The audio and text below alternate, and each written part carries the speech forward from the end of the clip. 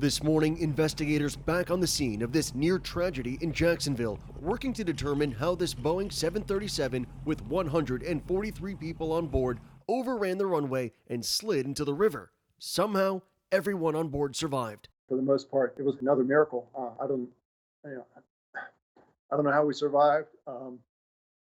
Bob Gibson, a Navy vet, was on that flight, which was chartered by the Department of Defense, carrying military and civilians from Guantanamo Bay, Cuba, to the Naval Air Station in Jacksonville. It was pretty chaotic. People were bouncing around, had been thrown around quite a bit.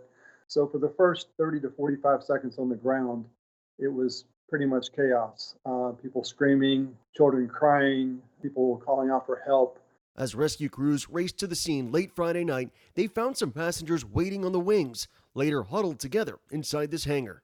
22 people were taken to the hospital, including one child, but everyone is expected to be okay.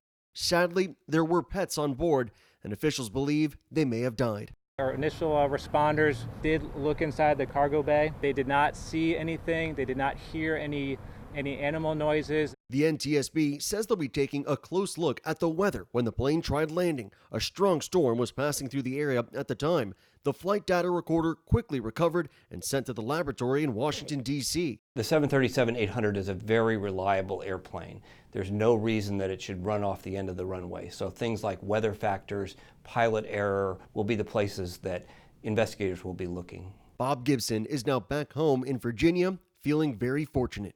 Things could have turned out a lot worse than they did. I think God had his hand on that plane, and that's why I'm sitting here today.